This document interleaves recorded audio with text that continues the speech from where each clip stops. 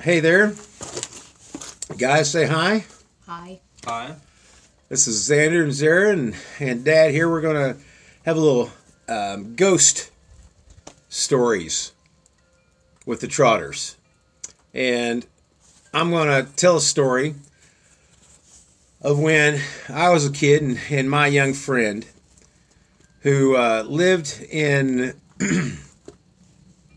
I would say, a haunted house, and this house was out in the Oklahoma Panhandle, which was at one time was Osage territory, from my knowledge. And I don't know what tribes or anything, but there was something different with this location, and we always thought that there was something to do with Indians and the remains of those that may have been there. And they had found artifacts and arrowheads and all kinds of weird stuff. And I spent a lot of time at this house with my friend, and we saw a lot of interesting things. We would back in the day, we actually got to go run around quite a bit, and out in our part of the country, we as young kids we'd go run around out in the box canyons, out in the prairies, out in Oklahoma Panhandle. And they were really great places for us. They're just weird giant washouts and different types of geological, dry weather washout type environment. Very dry out there. That was a big one. And this is a very arid region of the country where a lot of stuff just is preserved for years, if not hundreds of years. I have been growing up picking in that location since I was a child, and I have pieces that are over 100 years old that have been sitting out weathering. I got a piece from 1906, I believe, an oil barrel that just looked. I used to kick this thing down the hill when I was a kid, and it turns out it was a amazing just piece of history. But in this location where my friend lived, there was just weird happenings. And when we go down to these box canyons, we'd see interesting stuff. And he was kind of a eccentric kid as far as his storytelling abilities. I always figured he was kind of just pulling my leg on a lot of things, but I saw a lot of stuff with him, so it always was interesting to entertain these ideas, and oftentimes I believed it. So there was a lot of weird stuff, from this giant face that would appear at night when we'd have our sleepovers, that would appear on this wall. And when I noticed it, it would look at you. It was this weirdest thing. It was on a circle. These people used to have these, people used to hang rugs on walls. It was a thing in the 80s. And it was a big circle, woven big rope. It was just circle upon circle upon circle. And it was just in a weird spot. There was no shade. There was no reflections. There was no nothing. But at certain times of night, there was this face that would get on it. And it was crazy. And it was so scary. And I remember him, the first time I saw it, I'm poking at him. I was like, oh my gosh, look, what is that? And he said, oh, just forget about it. Go to sleep. It won't bother you. It won't bother you. I didn't sleep at all that night, I don't think. That was horrible. What? I never experienced anything like that. Not like that. I've had lots of weird experiences, but nothing like that. That was an interesting one. But in this place, there was a lot of weird stuff that would go on, and we'd see weird stuff down at the box canyons.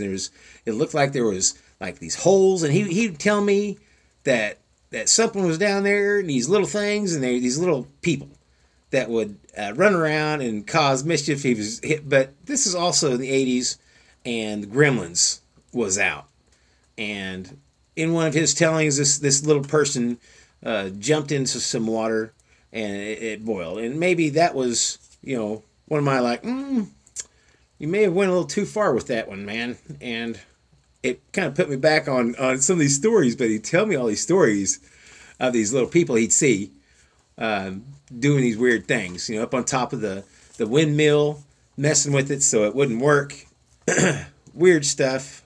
Just like the holes were out there dug in the side of the hill by them for something, and I always assumed it was him out there farting around when I wasn't around digging holes, and to come mess with me and show me. But I don't know. Who knows what's going on in a world where everything is turned upside down and what you thought was unbelievable in every zombie movie you've ever seen was possible in this weird world we've got. But him and I had a falling out years ago, kind of, sort of. We just kind of went different directions. It wasn't even a falling out, just we went different directions. And we just never really connected again as adults. But I always remember these times, and it's like, gosh, at some point I wonder if, I just quit believing him. But man, was he right? I don't know. But it made for a good story, and there was a lot of them. We heard footsteps because he lived down in the basement. That was that's where that face thing was at. He lived in the basement of this area that was maybe at one time a burial grounds. We don't know. It was just, that was the talk. And I don't know if he just was making stuff up or trying to mess with me, but man, it worked. And because we saw weird stuff, we heard weird stuff, we heard just stuff out in the box canyons. You hear noises, and I always see him just whistling from grass or a cow pie shaped just the right way, and it's making the right sound. I don't know, but it was fun. Had a good time with it. But we heard one night, we were down there playing some of that first Pong games and some Panavision thing. I don't even know, it was just weird little games, and we were just enthralled by it. Stay up all night playing these weird little video games that were just brand new to us. We were the brand new age of video gamers. Now we got the mega gamers, which are it's a whole new level of reality in playing games, and these guys are rocking it. But we start off with that little Pong stuff, and I remember we were playing that one night, and we heard this running up the stairs from the basement, which we were in. We were in the basement, and any kid that's ever gone over to stay at a friend's house, or maybe you are that kid that lived in the basement, but that was like the coolest place to live as a high schooler or kid, is to have the room in the basement. I mean, that's just like, that's the best spot in the house, is this weird little oasis of your own happy, what was that? Nothing, I was talking to myself. Oh, I thought it was I thought I heard say happy place. So it's a nice little happy place, and the kids have their rooms and stuff. But boy, basement was always special, and he lived in the basement. And we heard them steps running up the stairs from the basement up, and it's like 2:00 at night, and we're playing these stupid games, and we run upstairs thinking somebody's up there, and there is no one around. Everybody's asleep. Well, that's another big one. Everybody's asleep. Everybody's asleep, and we checked on everybody. They were all asleep. Nobody was up. There was something running around inside that house, and we heard it. It was as real as anything I ever remember. Somebody was running around, and we always figured it was one of his brother or sister maybe playing or something, but I don't know. We've heard so many interesting stories about the history here in Osage County, and we are part of that, helping tell these stories as cars drive by in the middle of the night.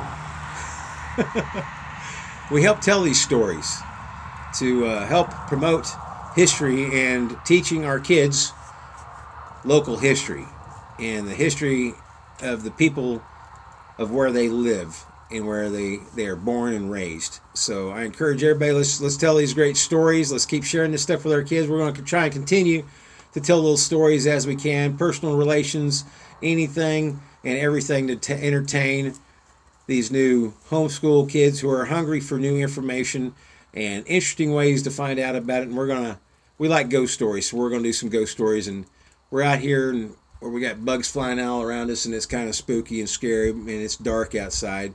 And they keep thinking something's going to run up on them. And maybe one of these days we'll find out if something really does. So y'all take care. Thank you very much for hanging out with us, guys. We'll all say goodbye. Thank you very much. Bye. Have a good night.